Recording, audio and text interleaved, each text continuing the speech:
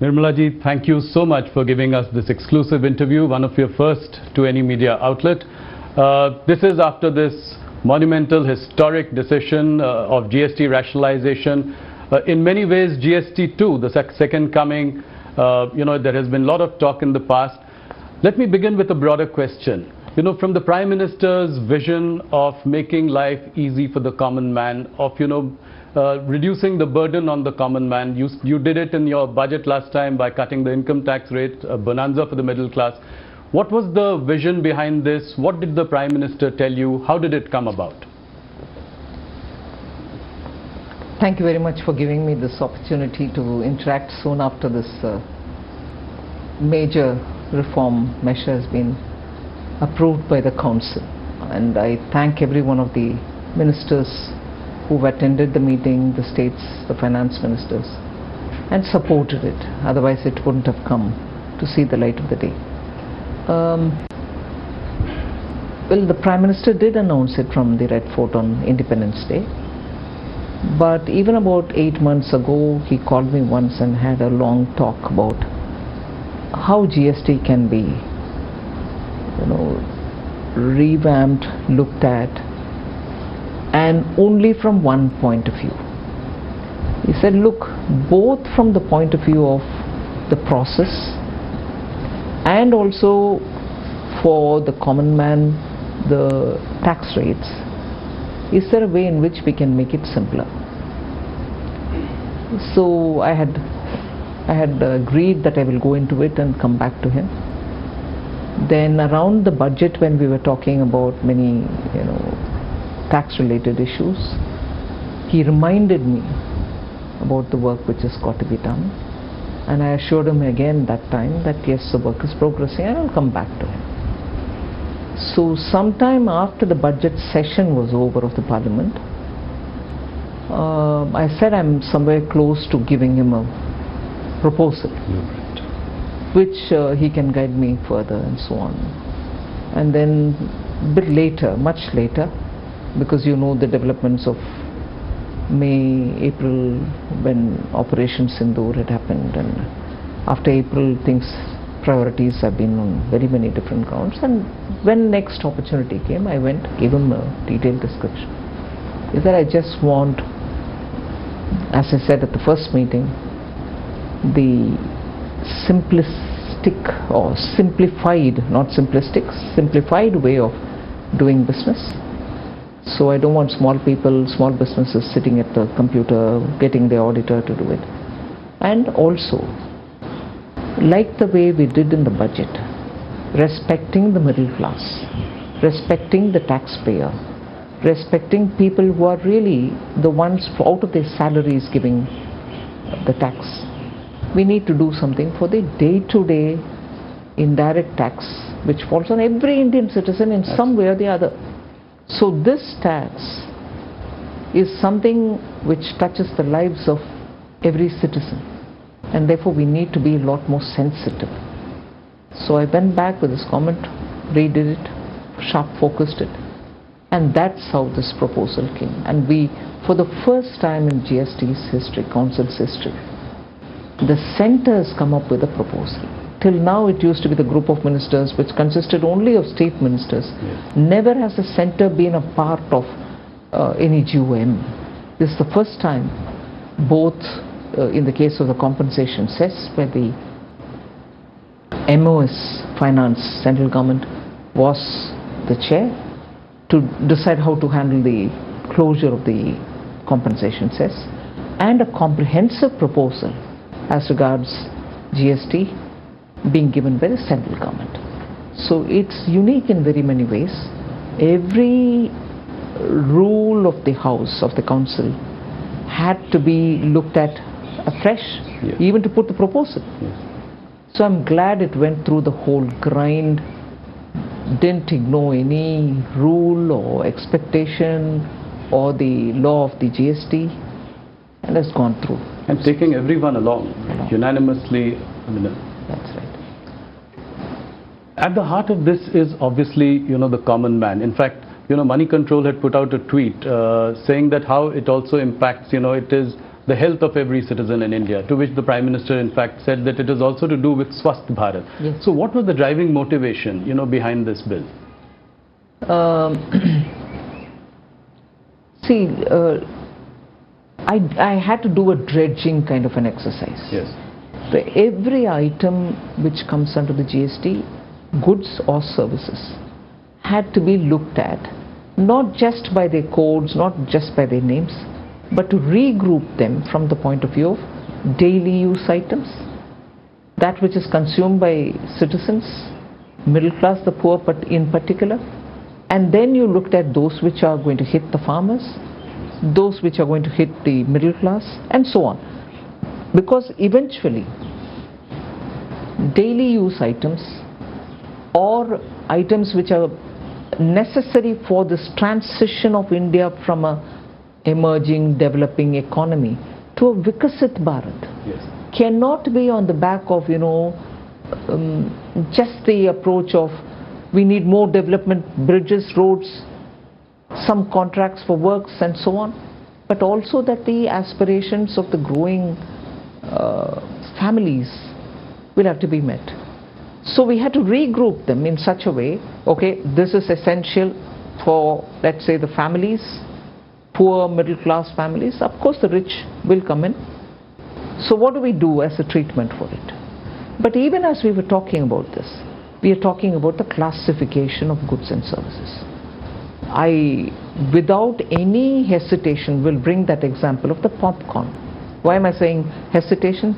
Because I was pilloried on it. Yes, absolutely. But that tells you the problem of classification, where we brought in a system, no doubt, which was an improvement of over the pre-GST era, where every state defined its own and had its own rate and so on.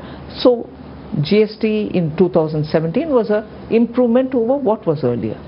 But it still required some more simplification, and that's why this exercise.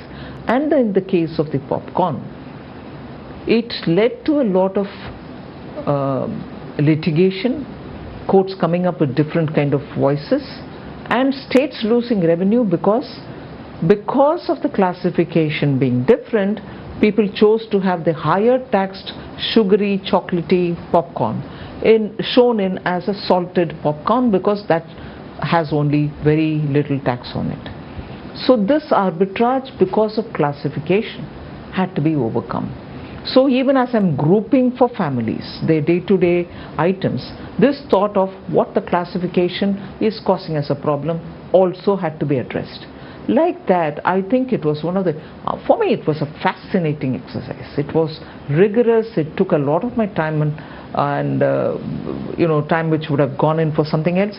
But I think this was absolutely rewarding an exercise, because you brought in that temperament, which is so important, that citizen looks at these things in one particular way. Revenue is not the consideration. So that helped us. So now that you've done two monumental things, you've put more money into the hands of the consumer, you brought down for the middle classes the income tax cut, and now rationalization of GST. So will it now finally sort of move the needle on consumption?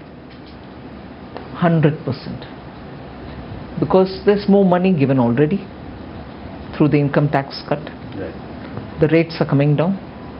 So the citizen now has a choice to meet his aspirations and his expectations. He cannot say, look, I have the money because the income tax is reduced, but these items are beyond my affordability.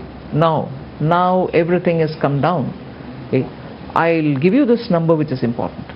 99% of all the goods and services which are touched by GST are now either in 0 or in 5 or in 18. That's right. There's nothing beyond.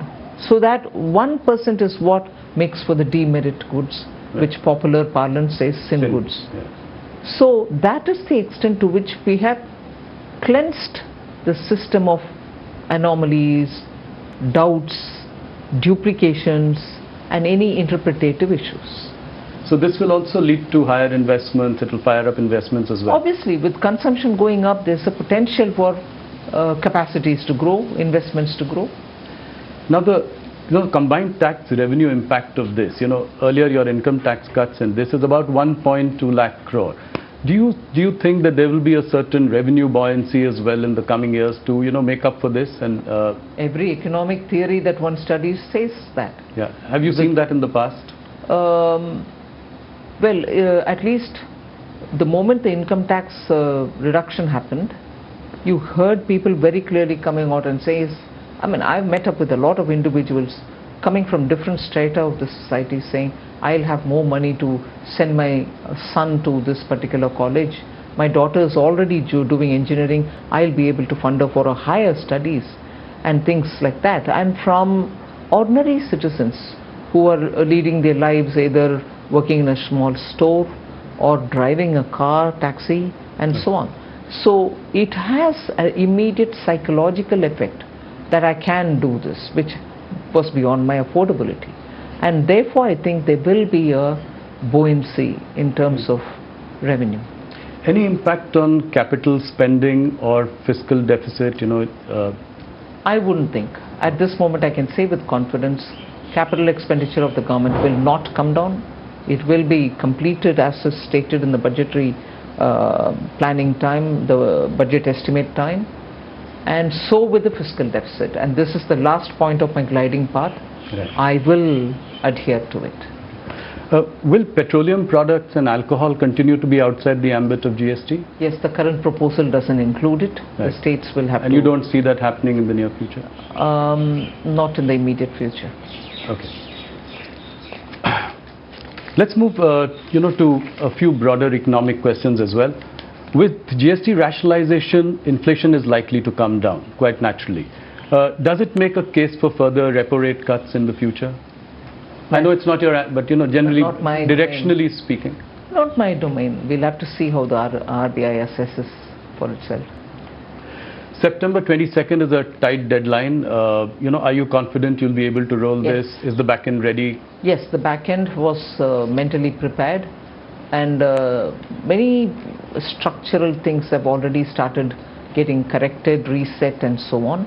It is with the agreement of these GST and related technology managing team related issues that we have had a discussion with them, and they have clearly given me the confidence that yes, they will be rolling it out on 22nd.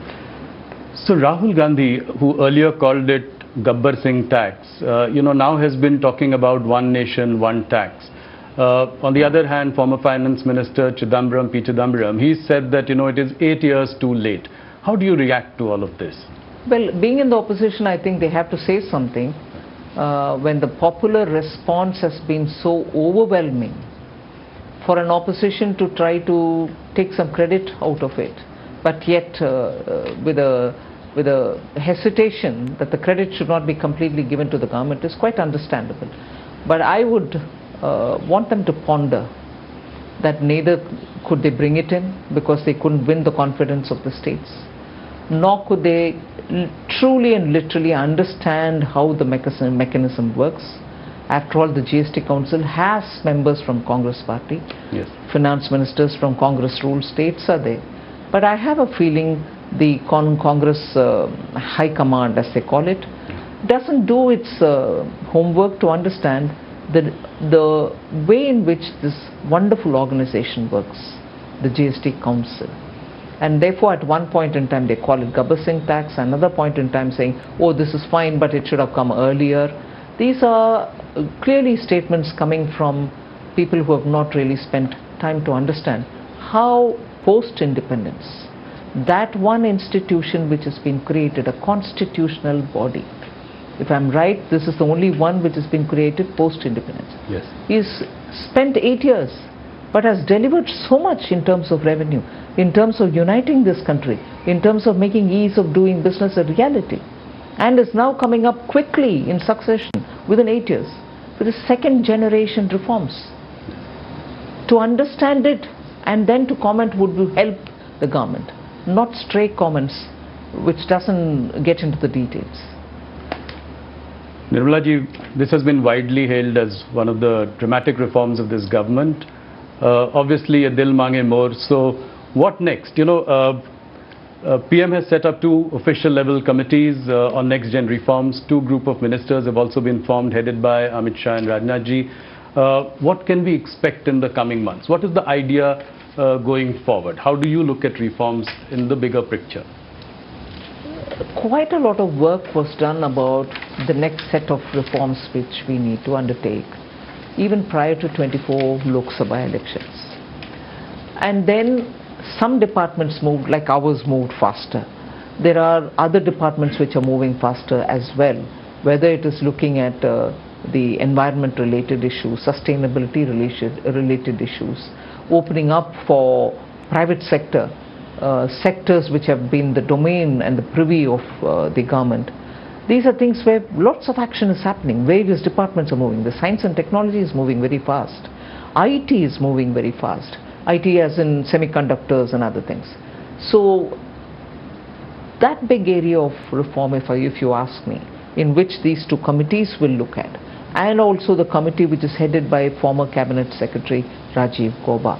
Right. I expect reforms which will have to now trickle down rather than reform remaining as a domain of only the union government. The state governments are somewhat also moving towards reforming on very many scales. But the third layer of India's democracy, the urban local bodies and the panchayats, is where the next forceful action has to move. Otherwise, the speed with which we want to move India and the aspirations to be met in India for people to live in a society, live in a country which is fairly developed, and our citizens get their aspirations met, I think we have to take the reform agenda just not to the states but also to the third layer.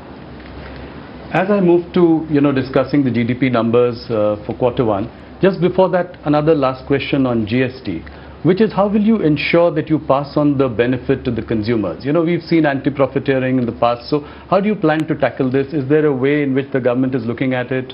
How do you ensure? At the moment, there isn't any particular mechanism that I can say I have, but I am seized of the question. Also coming from many citizens themselves who are saying, it's great that you've done this, it's great that you're bringing in this kind of a drastic cut in taxes, but how will you ensure that we'll benefit from it? And how will you ensure that it's not going to disappear on the course to reach? We'll have to keep talking with industry, we'll have to nudge them, we'll have to... I'm glad in the case of the insurance sector, the public sector insurance companies have come forward to openly say that they will indeed pass the rate cuts to the citizens, those who are taking the insurance for themselves. So I'm sure the private sector would also do it in insurance, and so with other things. So you're expecting them to announce that they will pass on the benefit? Many of them are doing it. Couple of them have, some of them have announced. So Q1 GDP numbers are heartening, 7.8%. At a time when President Trump said that India is a dead economy. How do you react to something like that? I may not be able to comment on, let's say, foreign head of the state commenting on it. But in India, one line which I keep repeating several times, probably even once when I met you once earlier when we chatted like this, it is the cynics within India who worry me. It is the naysayers within India who worry me. Assume somebody had said it, a head of state has said it. Building India together, and all of us together building India, are we going to carry those tales or stories or observations which somebody else says and then repeat that here, oh, so and so has said this, India's a dead economy, we knew it, this is happening, that's happening. India requires its citizens to be respected. They are toiling and struggling and working to build their families and their economies, their own personal family wealth and whatever. At this time when we are trying to create more opportunities, do we need the naysayers to even borrow such observations, be it as it may that it is coming from a head of state? Do we need our own people to use these expressions? It is undermining not the government, you're undermining our citizens' efforts. And a responsible opposition, I wished didn't repeat these lines, But I think I would react only to what our people are saying rather than a head of state elsewhere. No, five-quarter high number, I think it gives us a lot of confidence in the Indian economy. And also inflation coming down. Yes. Drastically coming down. Yes. But it brings us to a related point, which is on the point of tariffs. Now that tariffs with the US are at 50%, what is the likely impact on the GDP going forward? There are various estimates by various sort of consultancies, from 10 basis points all the way to 100 basis points, some have predicted. Where do you see the impact really of this? But with the reform like this, many of that should be offset. Yes.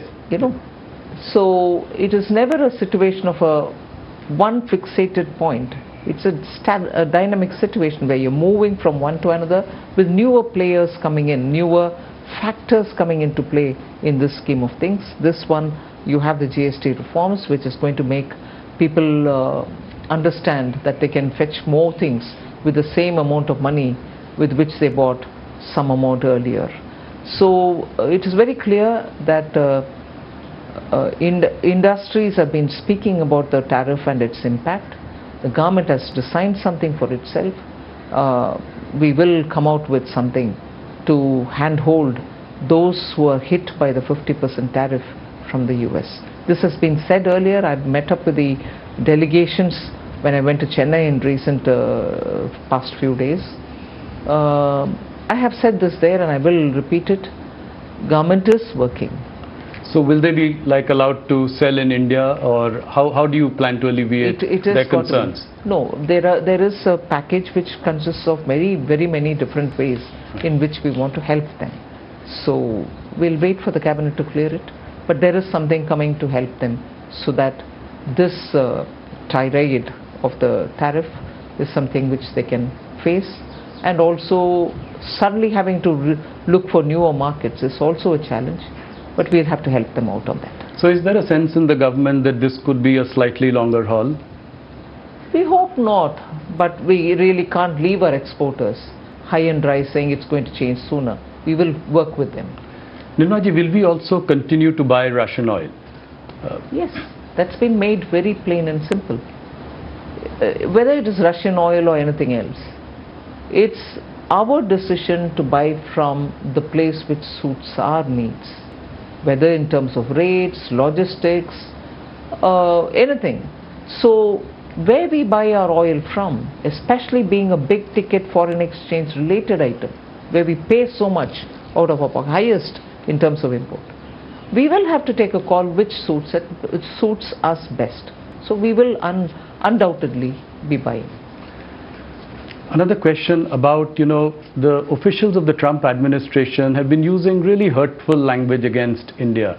Saying that we are Brahmins profiteering at the expense of, ordinary Indians, or, calling the Ukraine-Russia war Modi's war, or us as Kremlin's laundromat. How do you see all this? I mean, how do you react to something like this? Very much the same principle as I said earlier. It is one thing, it can be hurtful. It is one thing for a foreign government, head of state or an official or anybody to say all that. And the global diplomatic world is astonished that that kind of an expression is being used against India. And that will have people in the diplomatic arena to respond or to deal with.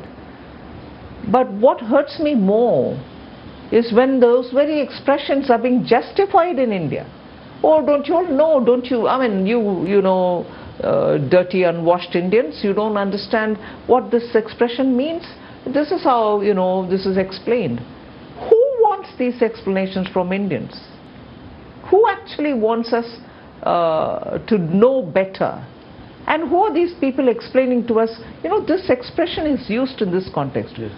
I'm outraged by that. I don't want explanations to justify that. Whether I'm going to have to deal with them, stand up and challenge them or retort is a different story. Right. But Indians quoting those words and telling us, oh, you dirty Indians, you don't know this colonial justification of the language that is being used against Indians, against such countries, which have come out of its colony and from its empire and stood up to build its own country with its own self-confidence. And even now when we are talking about Atmanirbhar, it's not just in terms of producing everything in your country. It's also about being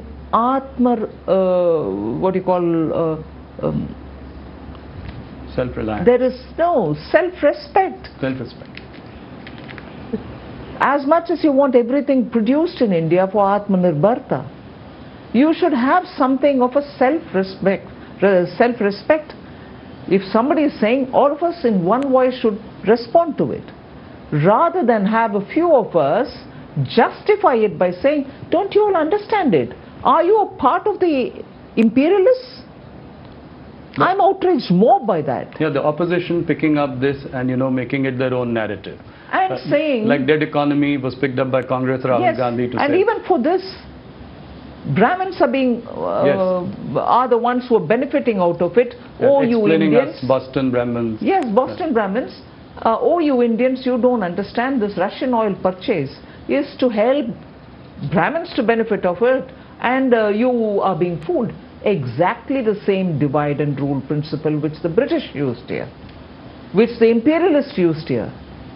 And even today you have the friends of the imperialists telling us, no, the expression Boston Brahmin is this and not that. Who damn cares? I'm sorry. Yeah. Who damn cares? I want Indians to think for ourselves. I want those Indians who are now defending that language to get up and say, we are free from you all. Now for over 75, 80 years, we'll mind our business, we'll take care of ourselves, refrain from using these words. Should have been that voice.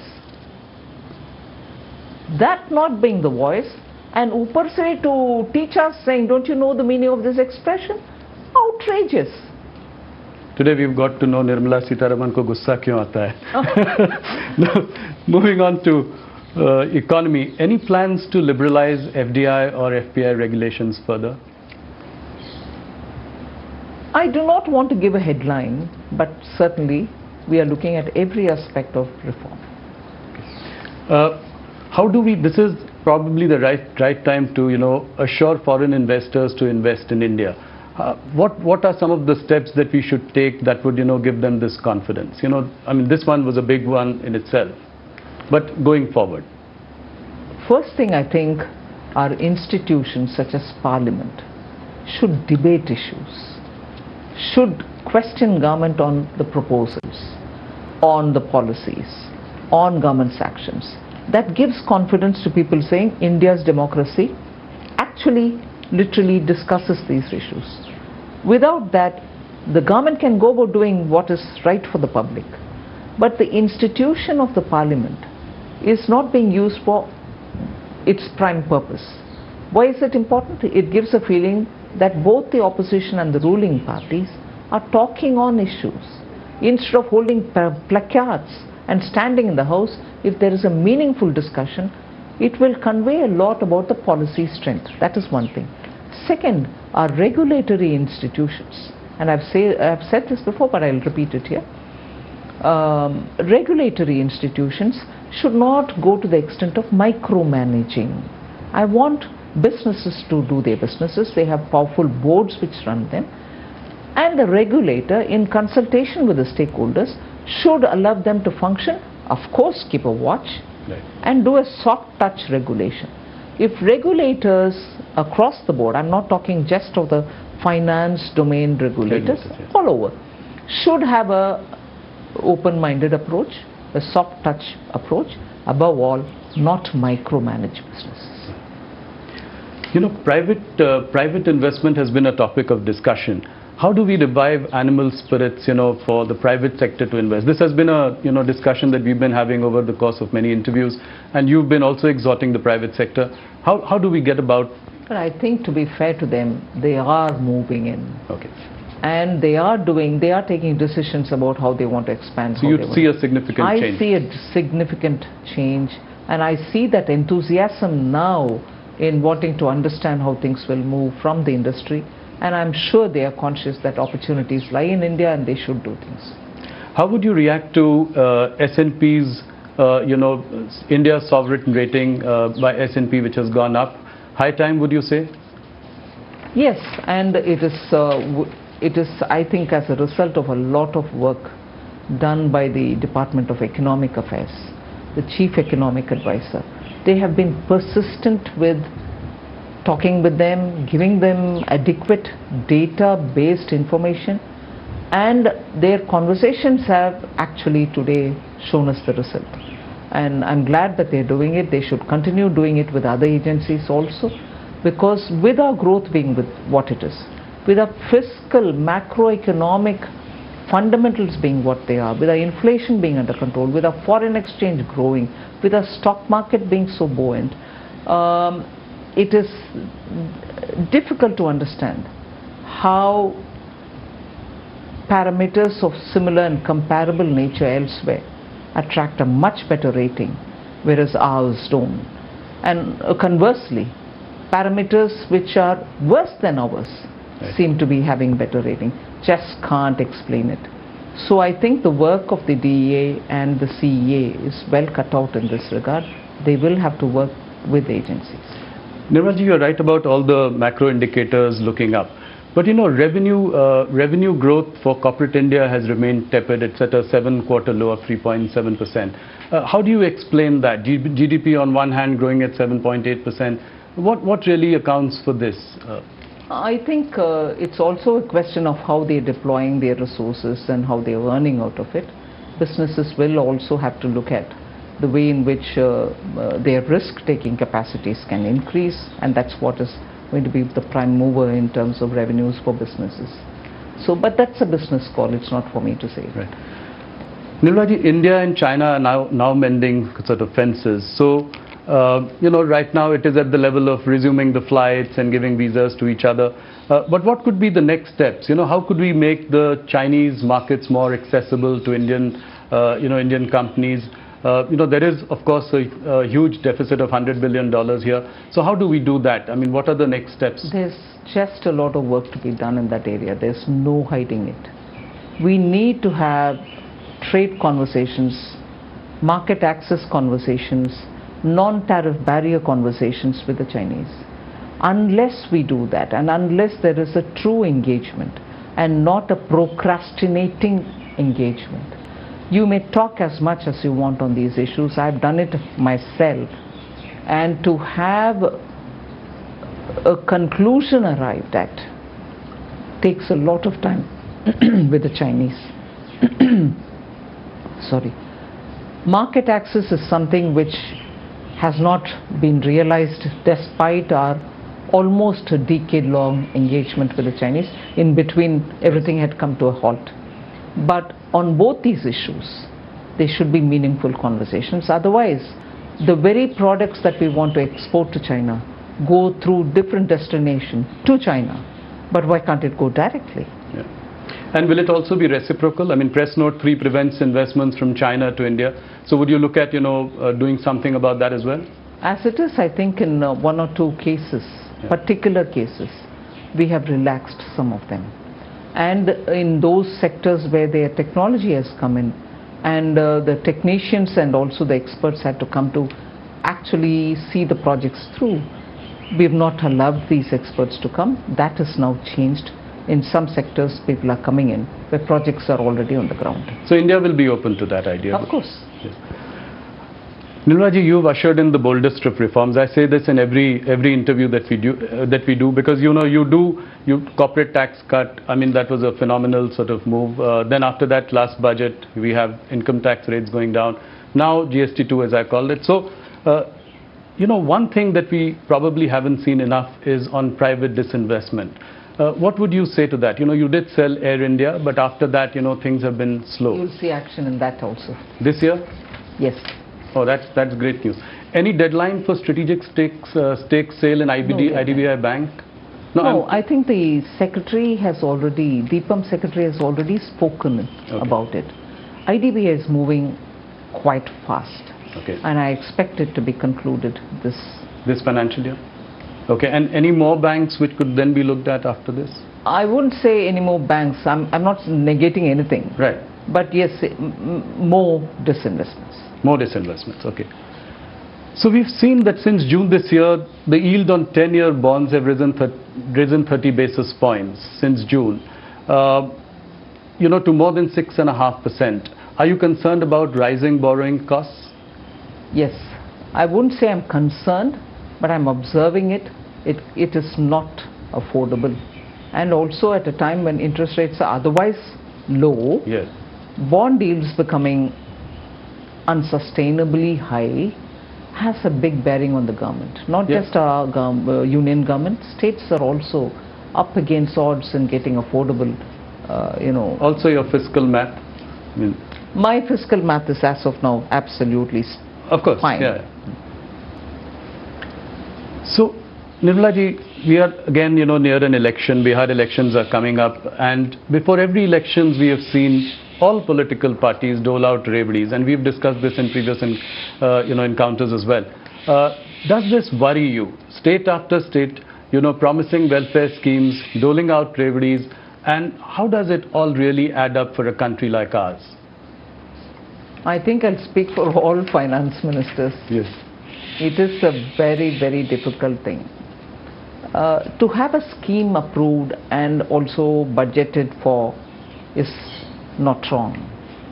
And I would approve of that, because that at least takes the view of the legislature and also makes it public about how they are financed, and therefore also brings in that responsibility to keep your revenue generation equally attended to.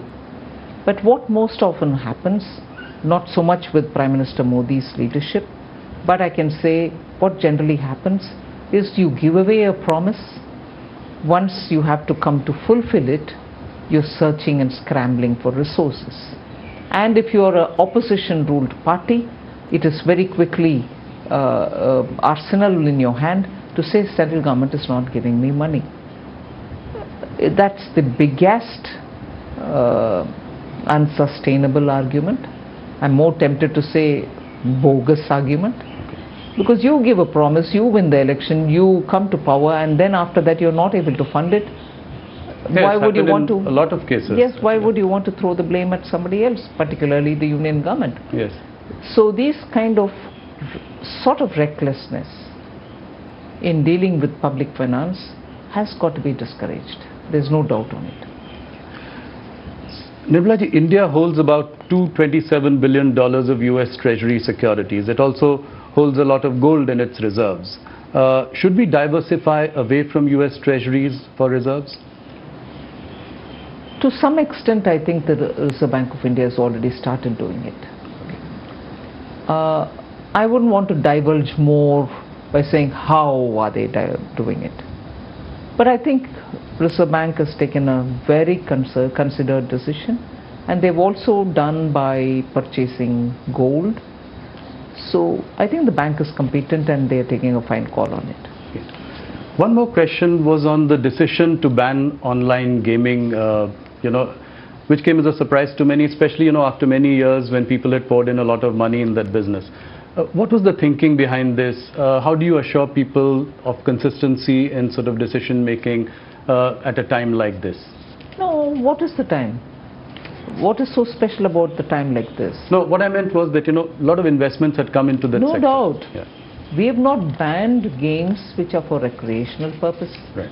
We are still online games for these things are not banned. It is only when you start betting with money. And why is it? Not because we want to say we don't like it. It's a question of the number of people who came to say families are getting absolutely shaken up. Yeah, that's true. Their monthly bills are shooting up, and children cannot be controlled from the temptation. And many children, in fact, I wouldn't mind even saying this. There was a finance minister who once met me in a very different context. Right. And he narrated an incident of his own family, where his own grandson, who's a very good person, the child is a very good child, well groomed and well brought up, right, used his credit card for just one day for some other purpose of a family's genuine buying requirement. He helped them because children are very savvy. Post that one another day, he picked up the card and said, I want to just do something. They said, all right, please. Because they never suspected this child as, into games and into betting and things like that. The boy used the card and played and gave back the card. Again, probably he did it 2 or 3 times more. Phenomenal increase in the bill that month. And that's when the grandfather sat up and said, what's going on, let's check up. And this grandson told him right in front of him that it was all free. I didn't go into any money playing game. He didn't know. So the methodology is, say it's free, you get in, and for the duration of time that you played, some kind of a charge is put, and again tempts you to go into another round and the round and so on. So the adolescent child is under the impression that he's playing a free game. Right. But he ended up paying through his nose. So that's a classic example, but yes. Many people approached us, the PMO and so on, and said, this is ruining our country, ruining our youth, please do something. That's where this bill has come. Okay, no, understood. The rupee is at an all-time low against the dollar. Does it concern you? It is, I've said this and I'm going to have to repeat it, it is only against the dollar that the rupee is highly volatile. Whereas rupee is not affected similarly by other currencies. So, and there are countries yes. in emerging markets and even in developed countries whose currencies against the dollar are weakening. So it is an issue on that aspect and at that level about the volatility as a result of the strengthening dollar. It's not rupee weakening. I know I've been trolled immensely for saying this, but this is the truth. So. Okay, thank you. Nirmala ji, one last question. For profitable companies with over 1,000 crore turnover, 2% of their profits go into CSR. Now, at a time like this, when MSMEs are facing a problem because of tariff issues, etc., is there any thought to take a relook at this for a little while? Nothing before me as yet. Okay. If there's anything, I'll tell you, but there's nothing. All right. Nirmala ji, thank you so much for your time. Thank you for patiently answering all our questions, very candid, and heartiest congratulations on yet another big reform, GST 2 or rationalization of GST. Thank you so much for being with us. Thank you very much.